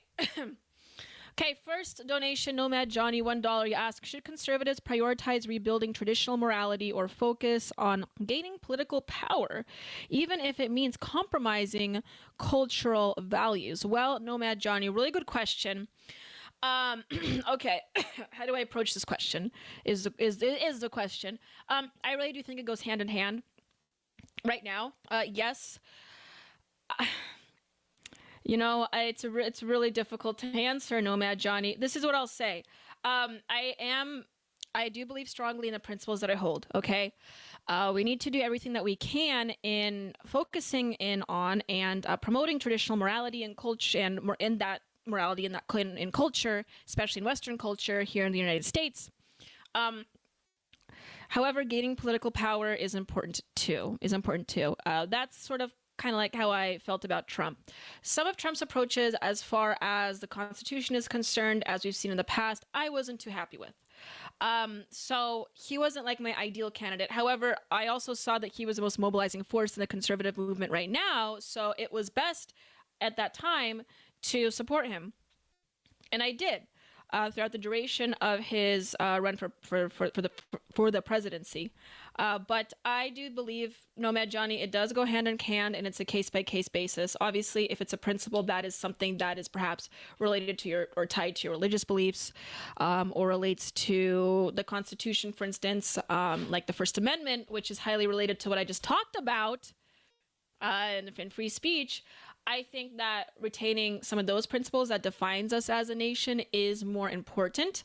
But gaining political power in being pragmatic is also just as important. So I'm sorry for the answer that's it's kind of like, I know I sound like a fence sitter right now, but I really do think that both issues are really important. It just depends on how you approach them.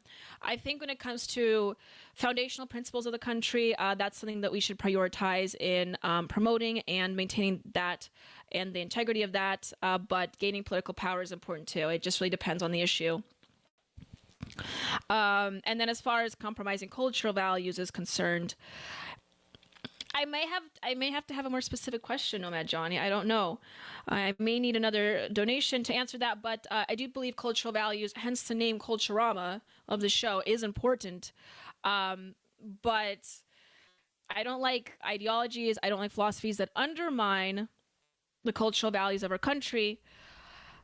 We have to define what those cultural values are, right? So, well, to answer your question, it really depends on what those cultural values are. And you sent in another donation, Nomad Johnny. You asked, if conservatives value traditional gender roles, how do women's voting rights fit into that vision without undermining those roles? Nomad Johnny, you're coming in with the hard-hitting questions. I do appreciate it. That question is a little spicy, Nomad Johnny. You're asking about the 19th, aren't you? Well, this is what I'll say. I think that, geez, how do I approach this question without alienating or offending anybody?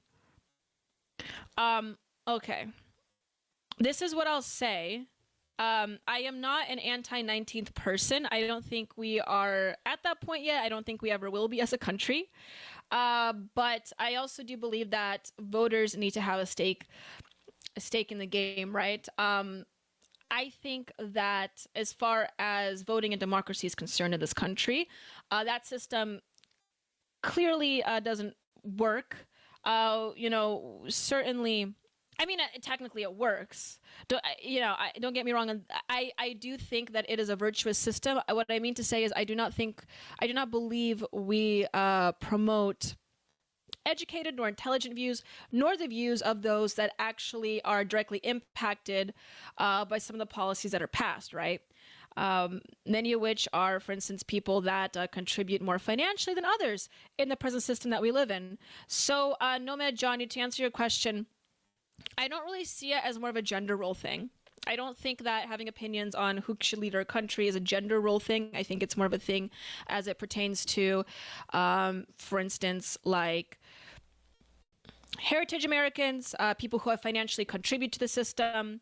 And so I personally believe how we redirect our elections toward that way. I think, for instance, a lot of people bring up like property holders or people who own property. That should be perhaps a way that it's an older way, but that's a way that maybe we should redirect voting rights, right? I really do think reforms need to be done. I personally haven't really thought about it in depth, believe it or not. Aaron James, again, as far as it pertains to gender roles, I don't think it's a gender role issue. We also tend to see, I think statistically speaking, that women will vote more according to, or wives will vote more according to the husband in the household. I may have to find that statistic, but I do believe it's accurate. At least I recently saw it. But as an Artemisian myself, I wouldn't want to say that's true of every woman, nor is it important for us to, nor does it behoove us to recognize that in every woman. Everyone's, of course, different. What is this, Aaron James? First wave feminism was necessary for a free society. Fifth wave feminism is insanity. Fifth wave feminism isn't even about women anymore. Nomad Johnny, you did it. You avoided alienating everybody. That's great. That's what I was trying to. Political power requires negotiation. Very true. You can't really form a powerful coalition and get everything you want. Exactly, Torva on YouTube. By the way, thank you for joining the chat, Torva. Yeah, this is a thing with politics. Okay. Let me vent here for a second. I went to school for political science. I worked a lot in politics.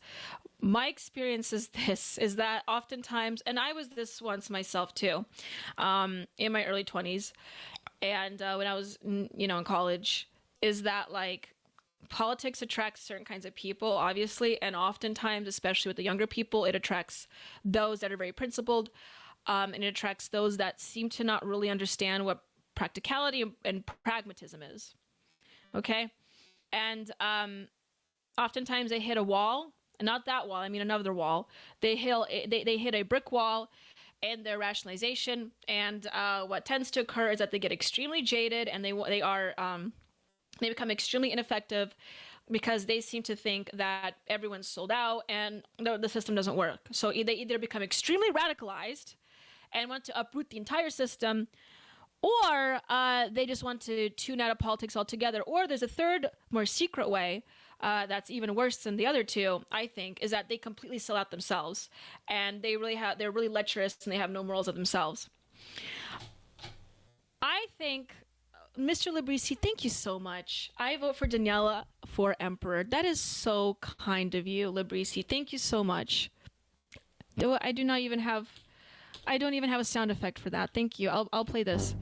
Thank you so much, Mr. Librisi.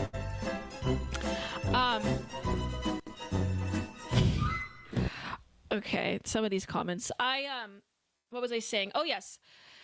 Politics is all about it's all about negotiation. It's all about coalition building, obviously. And oftentimes when you're dealing with different populations of people and many people at once, you have to be pragmatic. You have to compromise. That really sucks. I don't like compromising either, but believe me, I don't. I'm very stubborn. But in politics, it has to be done. It's the science of people.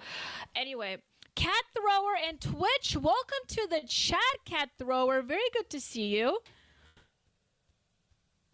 I love the emoticon entropy nomad. Is it a combined chat log? I don't know what you guys are asking. Okay.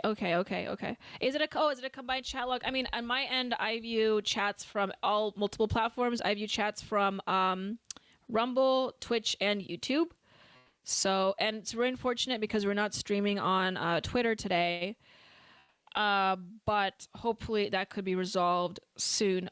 Anyways, you guys, did you know that Culturama has a coffee collection? I'm drinking with a straw today because I'm wearing lipstick and I try to look like a 1950s housewife, even though I'm not related to anything of the sort. However, I wanted to show you my Culturama mug. Okay, if you love this show, if you like me at all, by the way, how many begin donations today, just so I can make sure the Leo meter is okay? 25, 30, 33, wait, 33, 35, 36, 37, 37. Okay, not bad. We're not close to the Leo goal, but okay, you guys see all the combined 3. That's basically what I see. If you guys love Culturama, or even if you like it a little bit and you want to get a product from me, my microphone is just not working today. We have pillows, we have mugs, and if you love to drink stimulating beverages like I do, primarily coffee, you can get the Culturama coffee collection, okay? I gonna go to the gift shop. Ooh, I exited out of my stories. Hold on. I'm gonna go to the gift shop, everyone, and I'm gonna do it live here in front of you. And I gotta do this because this is just part of the game. It's for the love of the game.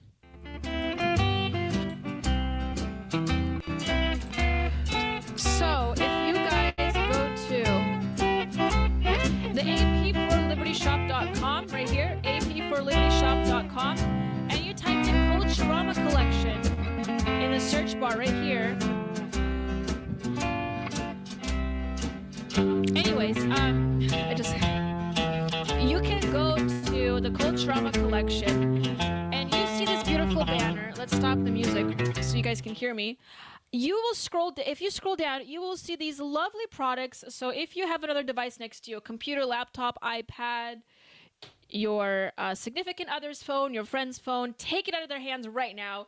Go to the ap4libertyshop.com. You'll have these wonderful products. Like you'll have this Culturama pillow right here. We have the Leo the Beast pillow. That is a pillow of my dog for all the Leo fans. We have the mug, like the Culturama zombie communist space zombies mug right here, and me with a ray gun. And also, to top it off, you can get the Culturama coffee, which is, I believe, our best seller. And delicious coffee, I swear, will keep you up for hours. That's how I can do this show. You can get a one-time donation, or you can do a consecutive donation every 1 month, 2 months, 3 months, or more, or every 2 weeks. It goes a long way in supporting the show, and you also have a delicious cup of coffee. You will not regret it. And yes, there really is coffee in this mug, okay? So we are completely honest here on Culturama. Okay, so there you go. That is something you guys can... It makes Valentine's Day is coming up. Does your significant other want a Culturama pillow or a body pillow of me? And if you think that is false, no, we really do have a body pillow of me. This is what was put in the Culturama shop. Hold on. Let me see if I can find it. Oh my gosh. Yeah, here it is. So, or you can get a pillow of me with a ray gun. It's not exactly a body pillow. I just call it that. This is the simp pillow.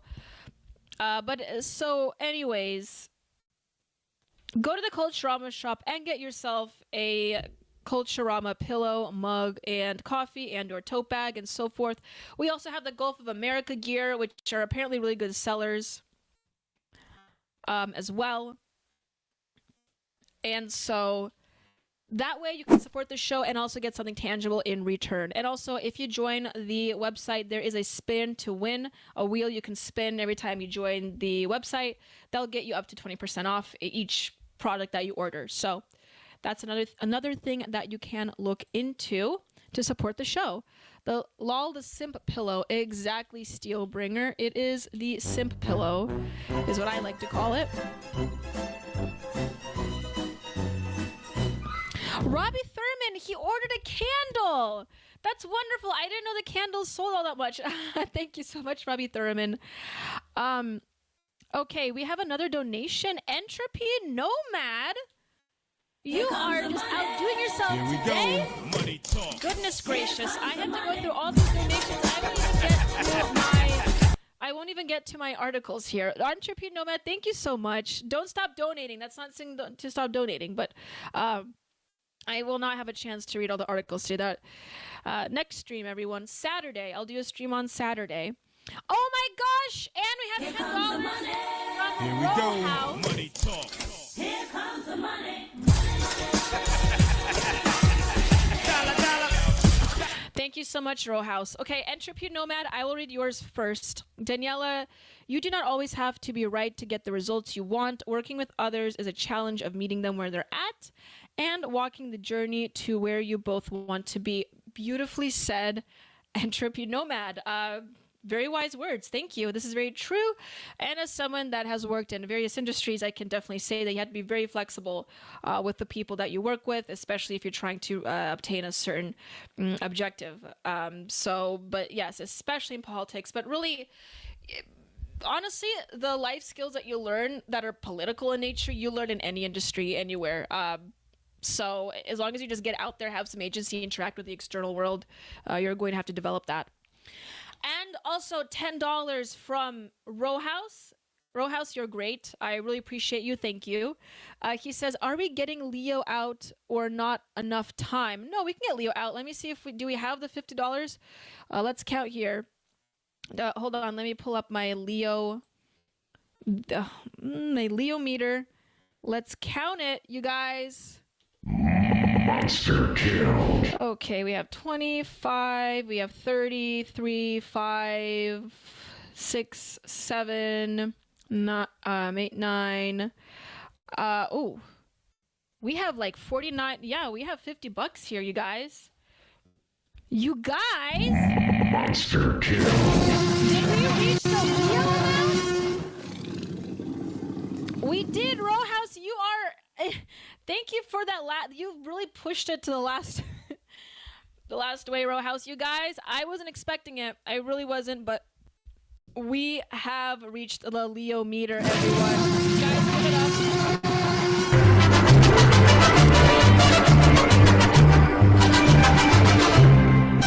Okay, so I guess I gotta do it. I gotta bring Leo on. I gotta do it. You guys crave the dog. Okay, I will be right back. I suppose for the last 10 minutes of the show, I will be bringing Leo out instead of talking about anything else. So, everyone, wait. This microphone, it will stay. I'll be right back. I will bring Leo on. Please stay tuned for the last 10 minutes of this show. I will be right back. In the heart they gather strong, pushing back the lefty's throng. With the red banner held high, marching forward through the night. Promises of old will keep, as the donkeys start to weep. Stars and stripes forever sway, in the land of the brave we stay. We've got the power now, in the heart of every town. We've got the power now, the Reds are going down. With a flagpole planted firm, golden dreams that won't decay, marching proudly through the day. In the eagle's shadow by, we find our strength and take our pride. Let the voices echo loud, tearing through the waiting crowd. We've got the power now, in the heart of every town. We've got the power now, the Reds are going down. across the plains and mountains tall, hear the victory call. With courage and with might we strive in the light of freedom's guide. We got the power now in the heart of every town. We've got the power now. The red is coming down.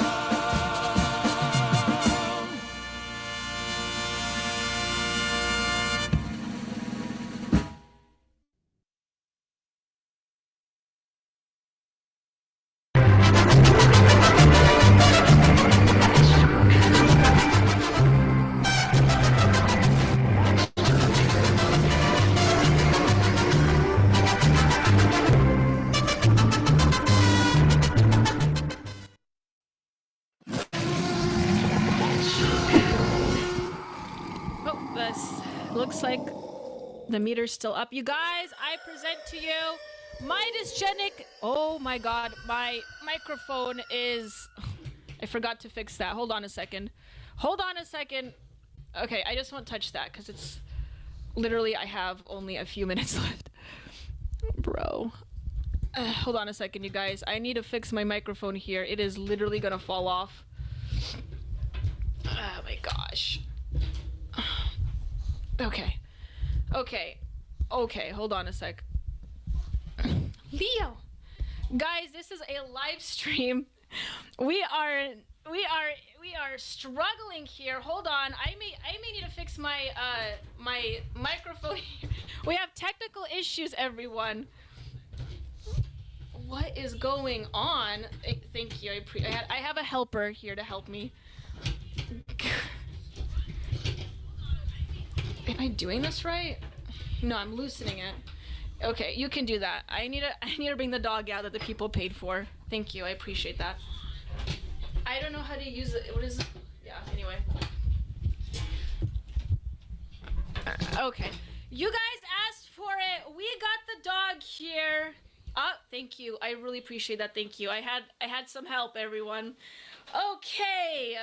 Everyone, we have Leo here. Oh, my little He is wearing a fairy wings. All right. Kind of bent. Honestly, I wasn't expecting a donation. $50 in donations today, so I kind of threw this on. And he has a wonderful skirt. Here he is. This is Leo, everyone, my dysgenic dog. Oops.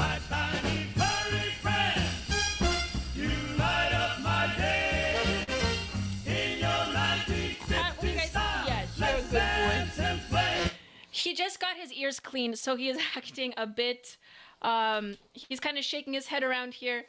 You guys, I apologize for that technical issues, but you need a basket to put Leo in so he can sit next to you while you talk. That is a really good idea, actually, but, you know, I do also like the donations that come in for you guys to see him. So, but yes, oh, yes, Leo. Leo, what do you think about the USAID? Everyone's asking for ASMR, Leo, so I'll bring it in. What do you think about the USAID situation funding Politico? Tell us your thoughts.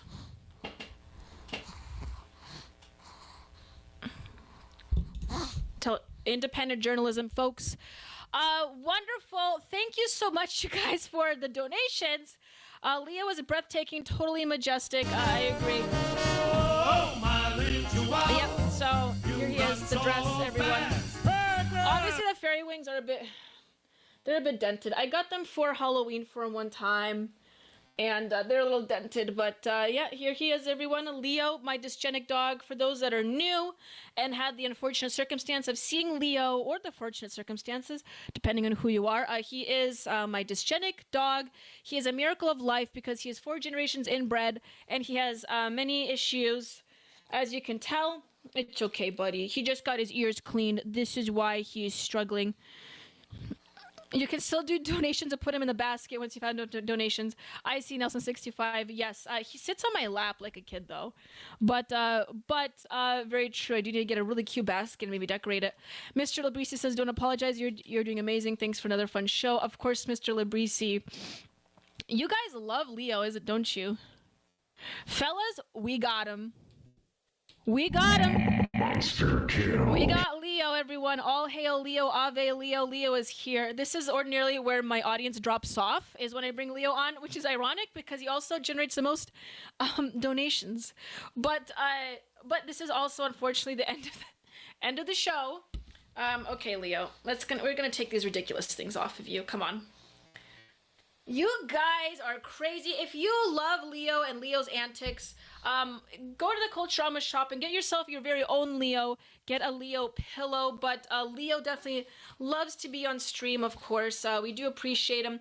Usually what happens is that I like to have Leo on the show to read the rest of the news stories and articles, but we literally have only 4 minutes left, and on Thursdays I have to cut it at 7 p.m. my time because that is when the Liberty Tonight show is streaming. So let me see if I can drop a link for you guys here. And then I will unfortunately have to be signing off. But if you guys like this show and if you liked what you heard, tune in on Saturday. I will be streaming this Saturday, starting same time, and I can stream on for longer. And I didn't get to the news stories that I wanted to today. Stop it, Leo, calm down. So on Saturday, I will be covering the rest of the news stories. And maybe I'll play some video games. Honestly, I'm just trying to get in a lot of stream time. I'm trying to stream a certain amount of hours this month because I'm trying to get into the Rumble program. So maybe I'll just kill some time and play some video game. Maybe I'll play Fallout with you guys or something just to kill the time. I should just be on for like 8 hours straight so I can get into the program. But yes, if you guys like video games, I know my audience is like 99% male as far as YouTube is concerned, and almost close to that in Rumble. Or maybe that's too much of a gimmick. I don't know. You guys can let me know. Leo, relax. It's okay. Okay, let me get... I'm sorry, you guys. I'm rambling. Let me get the link. Is there no link? Do I have to look it up again? Okay, I'll look it up again. Okay, hold on a second, Leo. Relax. Okay, Rumble. My dog just got his ears cleaned, so this is why he is struggling right now. But you guys deserve him. You send in the donations. Okay, you guys. I'm going to be looking forward for Saturday. Writes Mr. Oblisi. Kingdom Come Deliverance 2, Steelbringer says. I will look into that, Steelbringer. Are you increasing the number of shows? Yes, Nelson65. I am now streaming 3 days a week right now. I've started with Tuesday and Thursday only. I'm bumping it up to Saturday. Saturdays, it really just depends on the day, but if I'm free, thankfully, I do not have a social life, so I am pretty much free every Saturday night. So that's why I decided to stream Saturday night. But yeah, tune in on Saturday. Just follow my Twitter at what's my Twitter at actually? Let me put it up here for you guys. I recently changed my ad. It's at DC Pensac, and that way you guys can follow me and look at my updates and see when I'm streaming. But just follow this account. You won't miss it. The Culturama banner is literally right there at DC Pensac, and you guys can, with the Angzar and everything, you guys can follow my updates there. All right, but otherwise I have to... Leo, my goodness, my poor boy. My poor boy. Okay, there is the link to the Liberty Tonight show. I will see you guys there. I'll be checking in. Thank you, everyone, for joining me today. And as always, have a blessed rest of your evening. And let's continue in reclaiming the zeitgeist. Thank you, everyone. And Leo says goodbye as well. Have a great evening, everyone. Promises of old will keep as the donkeys start to weep. Stars and stripes forever sway. In the land of the brave we stay. We've got the power now in the heart of every town. We've got the power now. The Reds are going down. With a flagpole planted firm, golden dreams that won't decay, marching proudly through the day. In the eagle's shadow by, we find our strength and take our pride. Let the voices echo loud.